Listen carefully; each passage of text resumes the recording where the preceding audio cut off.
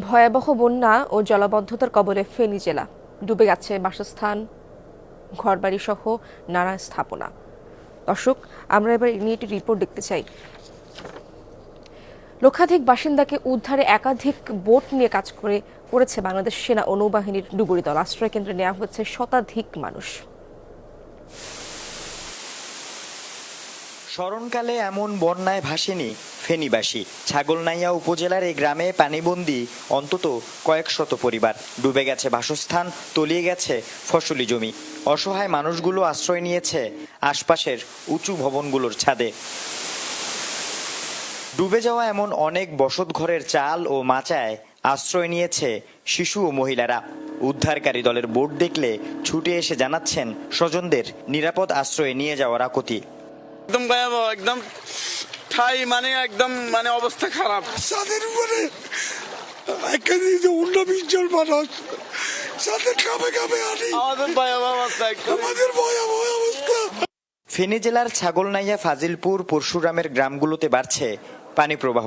আটকে পড়া লক্ষাধিক বাসিন্দাদের উদ্ধারে একাধিক বোট নিয়ে কাজ করে বাংলাদেশ সেনা ও নৌবাহিনীর ডুবুরি দল। আশ্রয় কেন্দ্রে নেওয়া হয় শতাধিক মানুষ।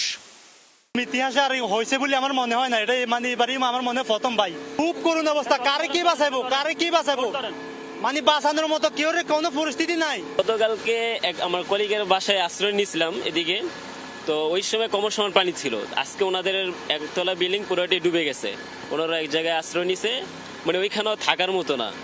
তবে মোবাইল ও বিদ্যুৎ সংযোগ বন্ধ থাকায় আটকে পড়াদের সাথে মিলছে না যোগাযোগের সুযোগ। এতে উদ্ধার কাজে আসে ধীরগতি। তবে পানিবন্দী সকলকে উদ্ধার না করা পর্যন্ত উদ্ধার কাজ চলবে বলে জানান নৌবাহিনীর এই কর্মকর্তা। বন্যা পরিস্থিতি মোকাবেলায় গতকালকে থেকেই নৌবাহিনী ফেনীবাসীর পাশে আছেন এবং বর্তমানে গতকালকে থেকে আমার উদ্ধার কার্যক্রম শুরু হয়েছে। তাছাড়া আমাদের টোটাল 12টা বোট আছে, যে বোটগুলো এখন উদ্ধার কার্য চলতেছে এবং এটা একবারে সকাল থেকে শুরু হয়েছে, একটানা রাত পর্যন্ত, যতক্ষণ পর্যন্ত না হয় এটা চলতে থাকবে। ঘরবাড়ি ও ফসলি জমির মতো পানিবন্দী ফেনীর একমাত্র 250 শয্যা বিশিষ্ট হাসপাতাল সহ গুরুত্বপূর্ণ সব সরকারি প্রতিষ্ঠান। ফেনীর ছাগলনাইয়ার এই উপজেলার এক একটি বাড়ির ছাদ যেন এক একটি আশ্রয় কেন্দ্র। আশপাশের যে টিন শেডের ঘরের মানুষগুলো ছিল, তারা এখন শুধুই খুঁজছে একটু মাথা গোজার জায়গা এবং নিরাপদ একটি আশ্রয়। আল আমিন শিকদার, যমুনা নিউজ, ছাগলনাইয়া, ফেনী।